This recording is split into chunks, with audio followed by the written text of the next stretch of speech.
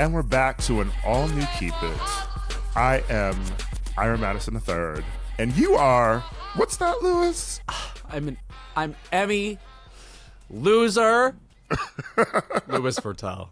I have to say, it really does get you hungry to win. Like, once you, find out you lost. Like, I was sitting there in the ceremony, okay, quickly.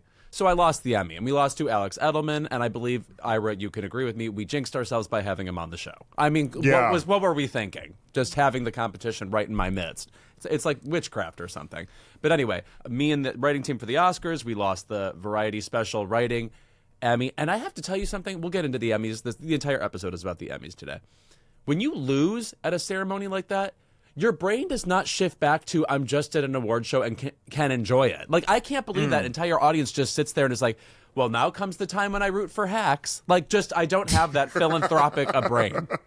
What's it like sitting there waiting for your category? Well, I'll say this. I don't know why we had this insight. We knew what time it would be on. So I kept waiting for 6:02. So up until then, I could just absorb oh, Meryl Streep is in the theater, or Kathy Bates is here or whatever. So I was mostly just thinking about that.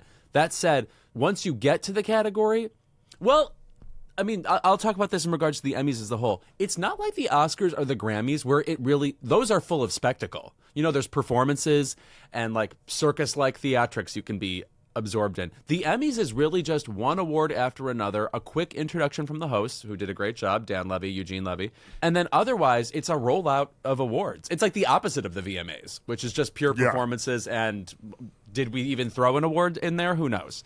The timestamp is so funny because remember when I was in LA to get an Emmy, and I took Ty Sunderland with me, and we were looking at the program. I'm getting this award, so I'm not stressed out about it at all. I look at the program. I am the second to last person getting this award. You better so some choreography.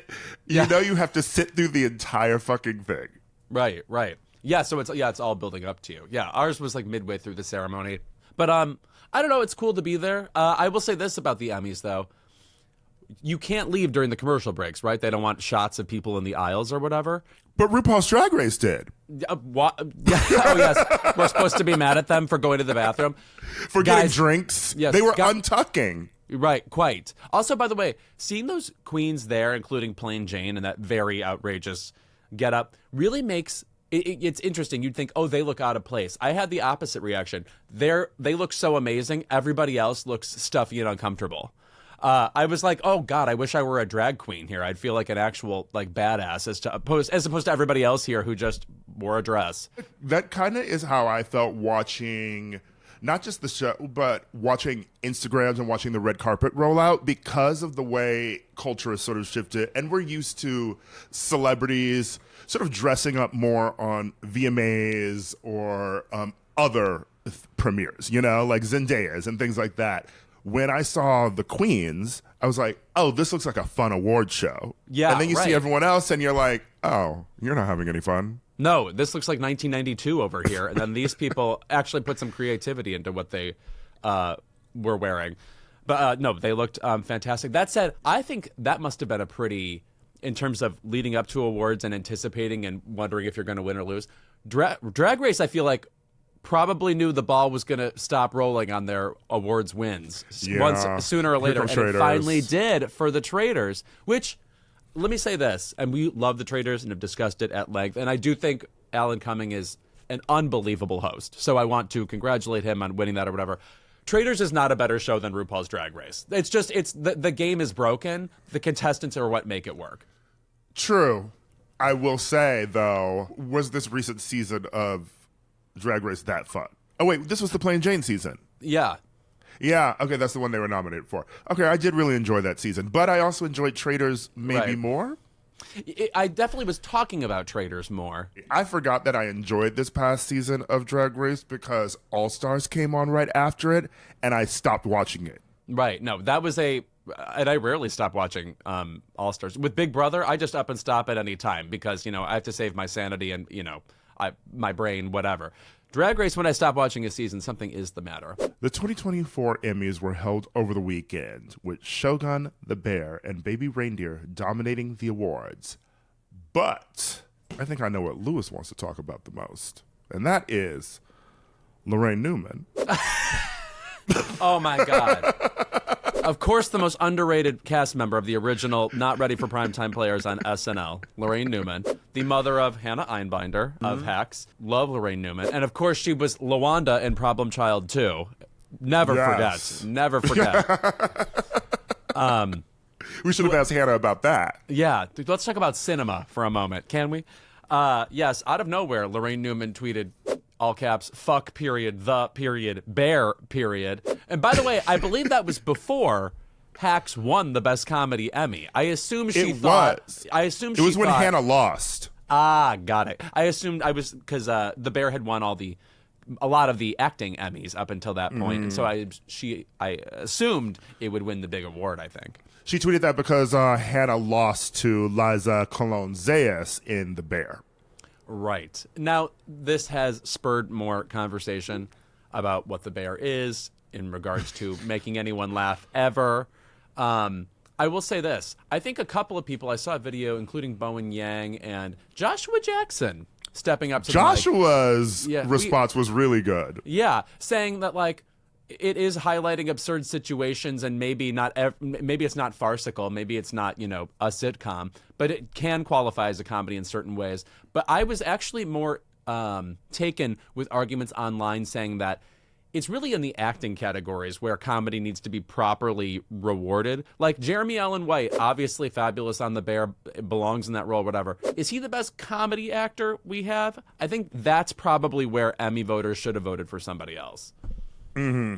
Yeah. And listen, this whole conversation about The Bear, I get, is exhausting. You know why it has not exhausted me? I muted the word The Bear a year ago. So easy. And that, I have to say, is one of the more popular animals. So you're missing out on a lot of National Geographic conversation you could be a part of. I know. I mean, and I don't even know what the Berenstains have been up to lately. Oh, Jesus. Is it still Sister and Too Much Birthday? Pink overalls. Where can I get them? Anyway, moving on. We always have this debate of category fraud. Someone at The Guardian also accused Shogun of this because Shogun was originally supposed to be a limited series and then got expanded to a continuing dramatic series. And it's, who gives a fuck? And also, they're just in the correct category then. They are in drama series. Yeah. I will say this about voting for the Emmys. When you get like shows that win a ton and it doesn't seem like any of the other shows exist, it just feels like voters saw one show or two shows or whatever. Because if you see everything, I think it's extremely unlikely you will vote for just one show. So it's almost like we need to arrange screenings so that people can like sit down, take an afternoon, the way we do with like the shorts at the Oscars or something, where we rent out the Aero Theater and you can watch all of them in an afternoon. I feel like there should be screenings of just these nominated episodes so that we can be sure that people are absorbing all of them. And also, again, that's a hard ask because somebody will be nominated for, like, an actor will be nominated for one episode of a show, but then direction could be another episode. So it ends up being a lot to have to watch. But, when something like The Bear just wins again, it feels like we're not absorbing all the TV that we have to offer. And as you know, there's quite a bit of television out there. There's quite a bit. And I feel like from our own media diets, there was a time when I used to watch everything. And now I watch very little. It also, unless I have to. It's one of those things where the way TV used to be delivered to us, where you'd be flipping channels. Obviously, nobody flips channels anymore. You were likelier to see things you weren't automatically interested in. And now, just algorithmically, things are given to you, and you never watch anything on accident. So it feels like viewing habits are really set in stone, and we're just talking with different sort of isolated fan camps about in the voting, as opposed to just everybody is watching everything. We don't even see trailers anymore. I was talking with a friend last weekend about how maybe they'd never seen an episode of, I think, ER or something, but because of what they used to watch on NBC as a kid, they saw the trailer every week for each ER episode, so it feels like they knew what was going on in ER. Yeah, and you could probably even judge, a performance in an episode based on what you see in a preview. You at least have some window in, to that show. But you're right. I mean, like, if there was ever like a brilliant The Good Doctor advertisement, I did not see it. There were a few. Yeah. I'm sure they clean up at the whatever Obies or Cleos or wherever you get those. Cleos, yeah. I like The Good Doctor for one season. I do like the clips they post that the internet angrily posted of him doing his little flip outs, but I will say, I love when a medical show always has a crazy death for somebody. You remember House MD, where Cal Penn killed himself. yes. And Noah Galvin's character on The Good Doctor was killed. I think he stopped a fight between somebody at a hospital, and then the person followed him and like hit him over the head with either a brick or lead pipe or something, and he died. And that's how he exited the show. Right. I love a strong, the classic LA law. This is not a medical drama. Oh. The falling down the elevator shaft. I love a swift exit from a show. And they are not coming back. All right, so before we get into some of the other awards that people won, I want to backtrack to you at the Emmys. Were there Sure. was there anything else that you sort of noticed there? Was there any tidbits that you want to share with people? Well, I'll just say, arriving at the Emmys, before you get to the carpet, you're at sort of this pre-carpet, just gladiatorial forum space. Early as hell, right? Yeah, pretty early. I was there probably at like 2:45 or something, and the ceremony was at 5. This thing happens where if you or your people check in at the front desk right as where everyone's standing, you can tell them if you're a nominee, you're there, and then someone gets on a loudspeaker like you're at a carnival and says, Kathy Bates has just arrived. And you hear just again and again, like you're at the grocery store and someone's announcing a sale, whatever, blank has arrived. Just co-writers on Jimmy Kimmel Live did that. I hear Jesse McLaren has arrived. I'm like, if anybody looked twice, I mean, God love you, Jesse McLaren, you're my friend. I would have been shocked, But I have to say, I always forget that you work with Jesse. I used to work with Jesse back at BuzzFeed. Right. And he is magnificent at bringing internet culture onto the show, and these are two very separate worlds, I have to say. When I walked in, the first person I heard was Kathy Bates has just arrived, and I have to tell you, that puts me in a stressful space. Matlock. Yes, Lady Matlock, yes, because I wanted to go up to her and say, I'm obsessed with Come Back to the Five and Dime Jimmy Dean, which was her, I think, movie debut in '82 with Cher, Sandy Dennis, and Karen Black. And I absolutely know nobody else was going to bring that up to her. But I decided not to follow my commandment of leave celebrities alone. You know what's very funny about Come Back to the Five and Dime Jimmy Dean? I was just thinking about that because yesterday in New York, there was an invite-only reading of a new musical based upon that. Excuse me? Yes, and in the reading was Mary Testa and Shakina and Laura Marcus and Maria Torres. Yeah, anyway, that's all I really know about it. But there's an invite-only industry reading of a new musical based on that movie last night in New York. I mean, it's a talky drama. I think it kind of should be a musical. So that sounds very exciting to me. Also, you should have found her, because did you see that interview with Kathy Bates where she said that she's retiring after Matlock? This is her last role? Right, which we didn't agree to that. Excuse me? You seem spry and with it. You should be doing this well into your 90s Cloris Leachman style. That's why she's been taking this same role over and over again. Like Harry's Law, That one show about the marijuana? Yeah, right. Maybe she actually knows that this is only going to be on for 2 seasons. Yeah. Yeah, when you say this is your last role, it's not really a good omen for the show, really. Doesn't sound like you're going for Blue Bloods length. Everyone else on set is like, what does she know? The preview I saw, I mean, it doesn't remind me of the other Matlock at all, but it sounds like she's doing great.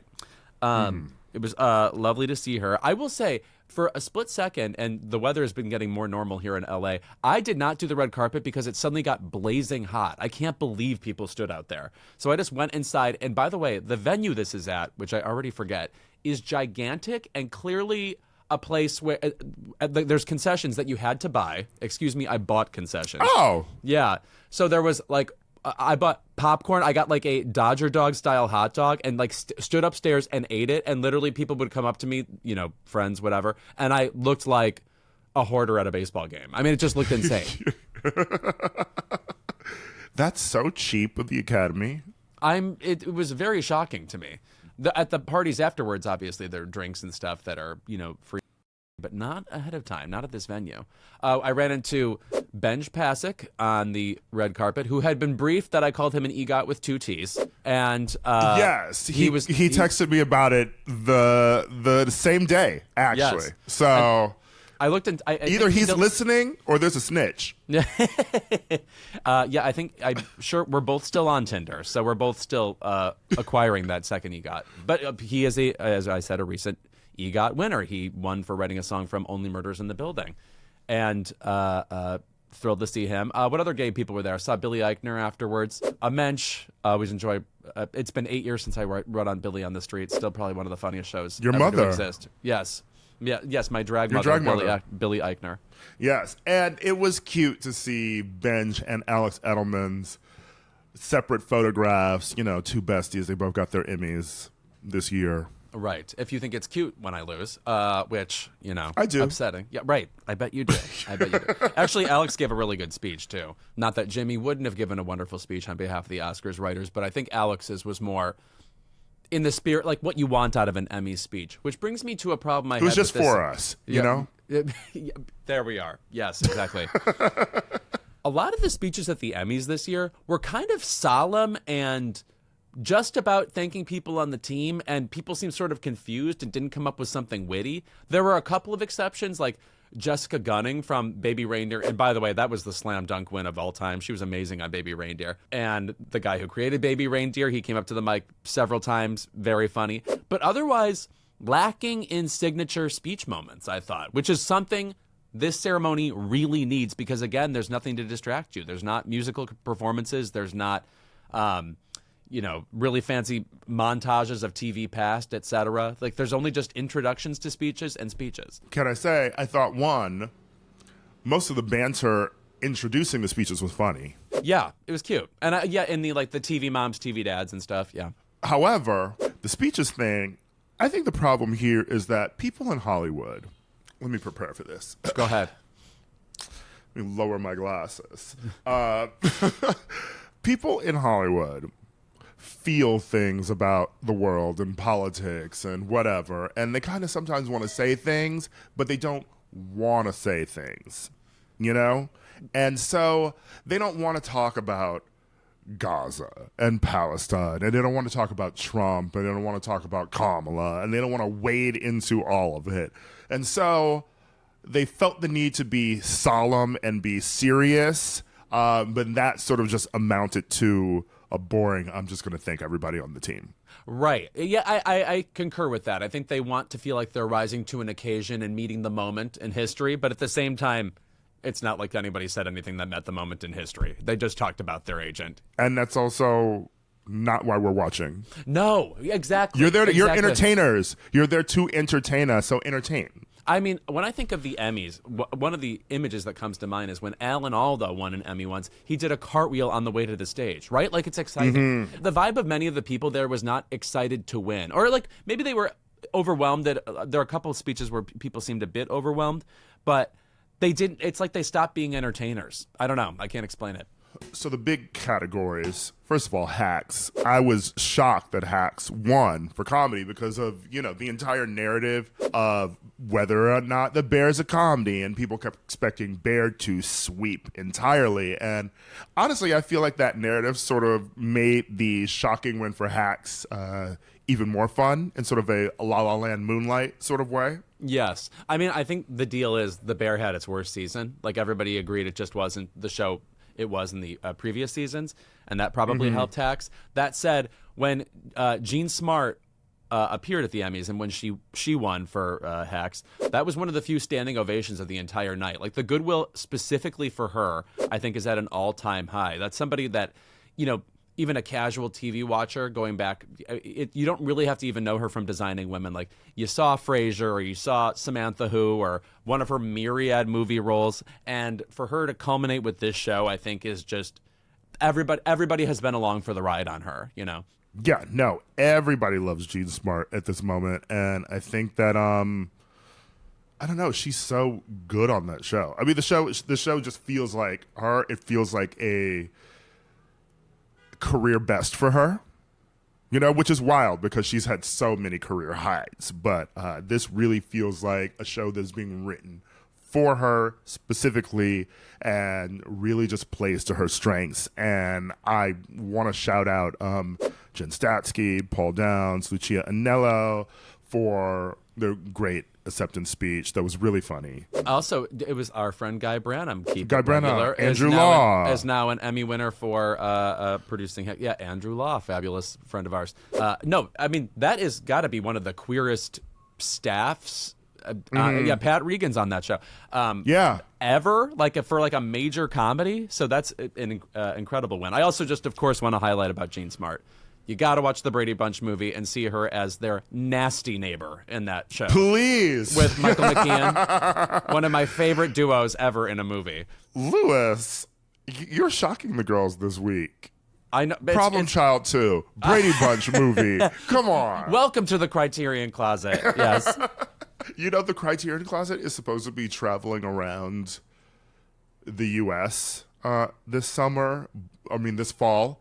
But I kind of don't want to go into the mobile closet. I don't want to be in the Criterion Closet unless I'm invited, you know? No, excuse me. It's not, closets don't move. Excuse me? Also, let me go to the real one. Yeah, also the mobile closet, I don't know what the fuck's in there. Also, right. Come on. We're just talking, you mean a video store? You mean a bunch of DVDs? Okay. Although I will say the Criterion Closet is kind of making me want to build my own, and maybe this is just like an internet sketch or something, or maybe it's a keep it thing. I wish we had like a Blockbuster closet. Bring that back. Just actual nasty movie titles like First Kid. Yeah, right. Little Giants. Yeah. Oh, there's 40 Amadeuses here. Which one do I pick?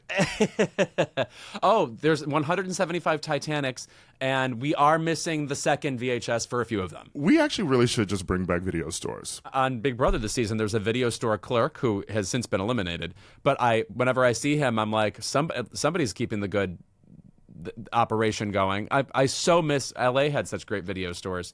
Once upon a time, I used to live on the east side, and that was basically my next door neighbor. I miss that so much. Video journeys. There was a great Twitter thread the other week from someone who used to work at a Blockbuster, the one on Sunset, I believe, and it was after Beetlejuice. Beetlejuice came out, and when we were talking about how much Winona Ryder is such a film buff, and they said that Winona used to come in there all the time, and she was sort of quiet and kept to herself, but sometimes when you would chat her up about a movie, she would just keep talking about movies. And it's like she really loved talking to people about movies. I saw a clip of her talking about Barbara Stanwyck on TCM from a few years ago. It's like she's been doing this for a while now. This isn't just her new thing she's suddenly into. What are we gonna do with her with that? Let's get her hosting something. Would love that. But back to the Emmys. I will say something else that I think made this ceremony a little bit languid is that you had, and this is just the nature of the Emmys, and I like this about the Emmys, but you had plenty of repeat winners. You know, we already know that these people are good. When you get a Billy Crudup winning for the morning show, first of all, that show winning Emmys is controversial and strange. I don't know that I need to see it. He is obviously a genius. I think he's an amazing actor. That said, his plug mid-speech for his wife, Naomi Watts, was that not really strange? Did he call her an immigrant who did something and something? I was like, well, right, she's nominated for a couple of Oscars. We all definitely know Naomi Watts. Do we? Okay, maybe this was proper PR. Yeah. I feel like of our Australian imports, as much as some of us film buff gays love her, for Naomi Watts, you got to go to a layperson, The Ring. Oh. Yes. Okay. Right. Yeah, maybe. No, I guess you would have to go to The Ring. Birdman? Maybe Kong. Yeah, there's some of that. Yeah. But she hasn't really had... Yeah, the layperson probably did not watch Feud Capote versus the Swans, did they? Did anybody? I tried, and I watched some of it, but then it turned out there wasn't much of a feud at all, and it was actually just women drinking quite a bit. I think the James Baldwin episode is grounds for being tried in The Hague. Feud, the audiences versus Ryan Murphy. Well, I mean, yeah, when you talk about repeat winners, there's also John Oliver won again. Imagine him not winning. We always do a bit backstage at Kimmel where Guillermo interviews the winners, And I did not cover it backstage this year. My co-writer Troy Walker did. But backstage, John Oliver comes by every year. And I have to say, extemporaneously, he is so funny. And I love that he is funny with Guillermo. It's like I cannot get fucking rid of this man. I mean, he just is fully around and winning no matter what he does. Did Eben Moss-Barack win last year? Yes, this is his second win. Did. Yeah. Okay. Eben Moss-Backrack, yeah. I mean, the man is lovely. And he has funny moments on that show, too, so I'll allow a comedy win. Never seen it, but I adore him. Jamie Lee Curtis also won for Guest Actress on The Bear. I watched her performance on that. It was fabulous. I do believe we should boycott her getting awards after that Oscar for Everything Everywhere All at Once. Excuse me. Excuse me, absolutely not. Not over my girl Carrie Condon. Not that year. Also, shout out to Anna Sawai from Shogun. So Anna Sawai and Hiroyuki Sanada won for Shogun, and I know I keep saying this, and I'm finally going to watch this goddamn show. I saw half of the show, and I thought it was fabulous. It's so easy to lose track of just a TV show now. I feel like if it's not a conversation that is taking up all of your time, it's like I felt like for example, Mayor of Easttown, when that was on, everybody was talking about it every week. That's what kept me involved, even though I loved it. You know, otherwise it's easy just to lose track of these shows because nothing is screaming at you to watch them. You know, like you have to be in the streaming service in order to see it. This was becoming a bit of a word of mouth show with my friends, but I think the season was already sort of basically over. There were 1 or 2 episodes by the time people kept telling me, you got to watch it. And I feel like there's going to be a big influx of people, obviously, with the Emmy wins and all the buzz for season 2. So I'll probably end up watching it sometime before season 2, or I'll catch up on it later this fall. But I am really excited to watch it. I just sort of, you know, whenever I am writing, I sort of like take a big mental break from anything that's sort of smart. It's safe. That's the safest version. Oh, and speaking of Kathy Bates, I saw on the red carpet, she apparently went up to Anna Sawai and was very complimentary about her work in Shogun, which was very touching to Anna Sawai. I am needing more moments like this where one actor, for no reason at all, sticks out their neck in support of a show or a movie or something and says something. I'm thinking now of Anthony Hopkins about a decade ago wrote a letter to the cast of Breaking Bad, and the creator, Vince Gilligan, the creator of Breaking Bad, said some just extraordinary things. And there's something so touching about that because these are just two worlds that don't interact at all. Anthony Hopkins being an utter, you know, movie king, Breaking Bad being on AMC. It feels like something to me mentally means those two things never meet. For him to say, this show matters to me and these people are so good on it, naming everybody in the cast, is so memorable and so cool. Like, why not just, if you're like an esteemed person, stick your neck out for something. That's so cool to see. So also Anna was in this J-Girl group called Fakey, I believe, F-A-K-Y. And basically she wanted to be able to act as well as sing at the same time. And they wouldn't let her. So she left the group and then joined Shogun. And now she's an Emmy winner. Wow.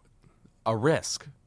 Sometimes it feels like there's only one possible job for you in show business. So to leave like a sure thing, like a J-pop group, and then take this show is amazing. Good for her. Miss Jodie Foster got her first Emmy and also thanked her wife. Yes, and then they kissed also. I have to say, 10 years ago plus, when she made that Golden Globe speech where she was like, I'm coming out as possibly skiing with a woman at times, I did not expect we would actually get something like blatant proof that she's a queer person. Now, obviously, in the past few years, Jodie Foster's been a different story. But yeah, coming off the Naiad nomination and into this, I am a super fan of hers. In a way, I kind of never thought I would be. Have you ever seen her crazy-ass movie she did in the late 70s called The Little Girl Who Lives Down the Lane? Live Down the Lane? I forget the tense on that. It is so strange. She is a girl in a big house out in the Northeast somewhere, and Martin Sheen plays a pedophile who visits her. I cannot explain why this movie existed or who pitched it or if AI was involved even then. I have no idea. What were her parents doing at that time? Taxi driver? Yeah, they were just like, go ahead, be a prostitute. also in this movie, Little Girl Who Lives Down the Lane, I think her older sister does a nude scene in a stunt double way for Jodie Foster. Really baffling. Just go ahead and check it out. Okay. She's also very good in Alice Doesn't Live Here Anymore. Oh my God, is that punk kid who's like ordering around Ellen Burstyn's kid? Yeah, a real asshole. Love it. Yeah, great movie. One of my favorite Scorsese movies. One of his women films, that Yes. Age of Innocence, etc. And to that's bring up it. Daniel Day-Lewis, who you Yes. brought up. The Departed is for the ladies. Excuse me? Yes, I remember Vera Farmiga being in that for 11 seconds. A funny thing I want to bring up to you that you definitely haven't seen is BT's socials did a post about the winners. Did they? They posted all the black winners, obviously, and then they posted a photo of Will Smith, and it said winner for Slow Horses. And of course, the winner for writing for a drama series is Will Smith, a very different Will Smith than The Fresh Prince of Bel-Air. Right. And I have to give this Will Smith credit because I'm sure it wasn't just Guillermo from my show, but Guillermo asked him, oh, I can't believe you slapped Chris Rock or whatever. I'm sure he gets this all the time. The man just has a name. We all have a name. His happens to be the one that the Fresh Prince of Bel-Air has. So he seemed to be taking that in stride and with some dignity and indulging and gracing everybody else. So another show that I promised to watch. Keep it, listeners. I'm a big spy drama fan, as most of you know. Shout out to Salt. Right. And Salt 2, back in the business whenever that comes out. Back in the babushka. A lot of people have been in my DMs or tweeted at me that I would love Slow Horses, so I am finally going to watch it, even though it does sound like that KT Tunstall song. Yeah. Black Horse in the Cherry Tree. Not Suddenly I See. Slowly I Black Horse. Horse in the Cherry Tree. Yes. But I assume black horses are fast. Just in general. Like in The Ring. Have you ever seen a faster horse? Please. Yeah. Also, Black Beauty. Right. By Anna Sewell, not Anna Sawai. Anyway. I don't. Why am I like Jason Mraz today? I'm like the king. I'm Mr. A to Z with my wordplay. That's why you were on Jeopardy. Not Mr. A to Z. MRAZ. Pretty clever. I will say, normally at the Emmys there aren't musical performances. There was one for the In Memoriam sung by Jelly Roll. Now, can we just break down what Jelly Roll did here? He goes on stage and he says, now I'm going to sing a song about how it's okay not to be okay. The first line of the song is, it's okay not to be okay. Like, first of all, if you're going to write a song, it's as if you were saying, who needs subtext? Second of all, it was like, why are we doing a song about it's okay not to be okay for people who have simply passed away? The vibe was that the people in this rollout, like James Earl Jones and Bob Newhart, it's okay to be dead. Had killed themselves. I mean, that's what the vibe was. It was so confusing. It's okay to be dead. Let's we just respect say you. that. Yes. Go ahead, be dead.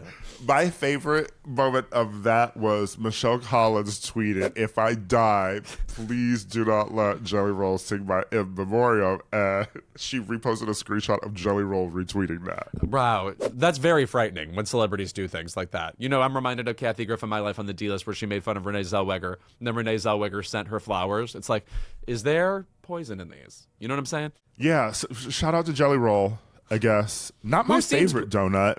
No. Oh, please. Jelly in the donut universe. It's crazy that that's a standard and maple has only come recently. What's going on? Yeah. I kind of like was getting into the Jelly Roll thing once, but I feel like after 2 bites of it, you've had enough of the jelly. No, and the jelly routinely will be cold too, like temperature-wise different than the rest of the donut, which I don't support. Yeah, and then the Boston cream, not into that shit either. No, donuts aren't about goop. Me and my emails, that's about goop. I'm sure they're selling like a new cardigan I want. Sometimes I just want a glazed. Yeah, glazed, a sprinkle, please. Or as they call Chocolate them in sprinkle. sometimes in other parts of the country, they're called jimmies for some reason. I find that gross. Or just a cruller. Absolutely a cruller. Is a Long John still around? Do you have to be in the Great Depression to order a Long John? I think so. Yeah. I think so. A vanilla Long John. I sort of operate as a vanilla Long John in my life. Long Johns might come back, though. Wait till Fenty drops them. Then the word will be back in the lexicon. Long John. Really, as from the clothing standpoint, those are that to me says Norman Rockwell, the 30s, settling in for the winter. It more so to me now, it says gay Instagram influencer. as Norman Rockwell wanted, I'm sure. Yeah, he was one. If you're painting that much and you're into Americana, I'm sorry, baby. That's a gay man. Shout out to Lamorne Morris for finally getting an Emmy, even though most of the internet agrees that should have been for the New Girl. Which was a delightful show. That I really resisted at first because I thought the whole adorkability quotient would be too much for me to handle. But everybody was really good on that. Max Greenfield, also good. Jake Johnson. Remember when Prince went on that show just because he loved it? Prince and his weird world of what he was obsessed with and who he reached out to should just be studied. There is a very funny quote that someone had online recently about Prince and Matt Damon. There was a big meme recently asking people to reply with their favorite celebrity quotes. And Matt Damon, at one point, asked Prince, "You live in Minneapolis, right?" And Prince responded, "I live in my own heart, Matt Damon." Which to me says he has given that response before. Was prepared with that. Absolutely. Yeah. I live in my own heart. Which is so Diane Warren lyrics. Where did he come up with that? She's somewhere hitting herself, but she didn't come up with that. And then he went back to playing one of his 100 favorite instruments. Like he could play the theremin and a bassoon at the same time. Oh, also, I forgot that Jimmy Kimmel Live lost in other places. We lost to The Daily Show as Best Talk Series. Jon Stewart hosts that show once a week. Why did this win? I would like to know. I can just be nasty, right? I'm a loser. I by definition, I'm nasty. Yeah. Remember when he retired?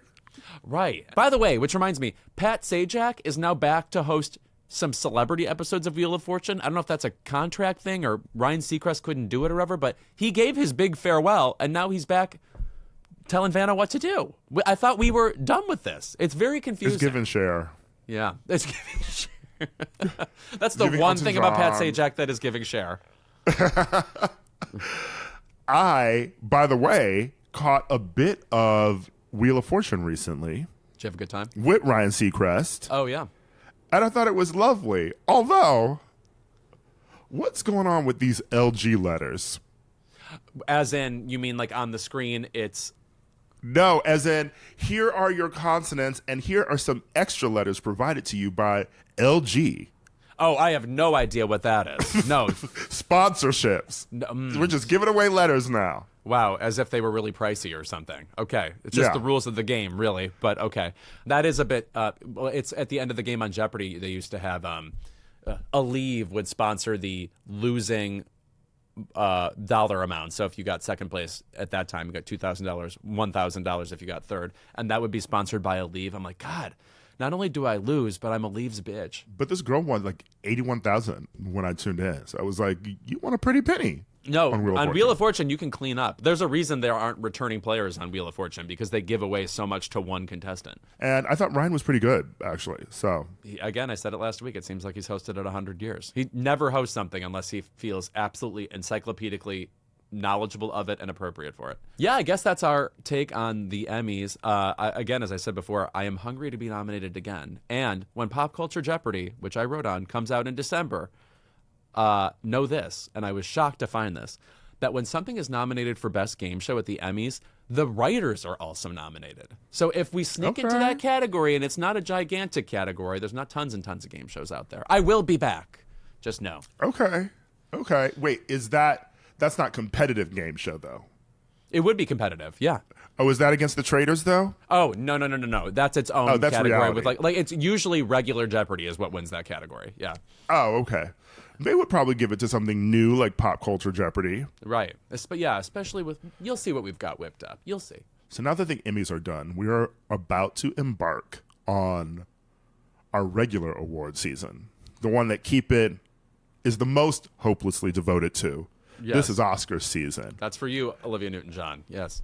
And I am terrified at the prospect of a campaign from not only Selena Gomez, Lady Gaga, but also Ariana Grande, all vying for Best Supporting Actress.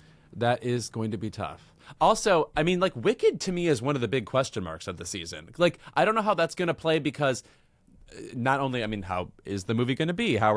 We don't know, but it's also part one of two. So do you save awards for like the second version? Like, who knows? Also, I am excited for that Selena Gomez movie. She picked up the big award at Cannes with her co-stars, and we already had her nominated for Best Actress at the Emmys this year, so it's feeling like a nice arc of prestige for her. Also, I thought she was very funny in her clap when she didn't win. There was a side-by-side of her. I guess she was on Jimmy Fallon, and she practiced the clap she was going to do when she lost. Oh, that's so funny. And she did the exact clap. That is really funny. Okay, good for her. Yeah. I also didn't see that clip. I'm shocked at myself. Yeah, she is really funny with Steve Martin and Martin Short. Also, Martin Short, whenever he comes on our show, he has like a ready-made packet with hundreds of jokes that like he's done over the years that he uses again and again. He is truly like the stickiest, most vaudevillian guy we have, and he really shines in moments like that. And also, of course, he did a tribute to Lily Tomlin when she won some award, and it was a hilarious speech in recent years. So look that up too. Obviously, I don't think all three of those women will be nominated for Oscars this season. Hopefully one of them will, and we get some star power at the Oscars. But there's a chance that at least two of them could be nominated for Globes. Oh, yeah. Well, the Globes, I mean, is just... Even all three of them, to be honest. Selena, Gaga, and Ariana at the Globes, I'm sure the Hollywood Foreign Press is edging. Oh, yeah. And that's going to be a well-lubricated with alcohol ceremony. So wait for sloppy... And also this year we get Nikki Free Glaser hot dogs. hosting it. Yes, Nikki Glaser is hosting this year, which is such a good choice for that award show. She's and also so fucking funny. And so like of the moment and yet also old school. You know, like she's writing a joke that has a beginning, a middle, and end, and there's a devastating moment at the end when she really like lays into somebody, you know. We kind of thought the 2000s roast style humor had gone away because, you know, a lot of that humor just like sucks now or is offensive. And I feel like she really finds a way to dig in and meanwhile make everybody feel good, like want to hear those jokes.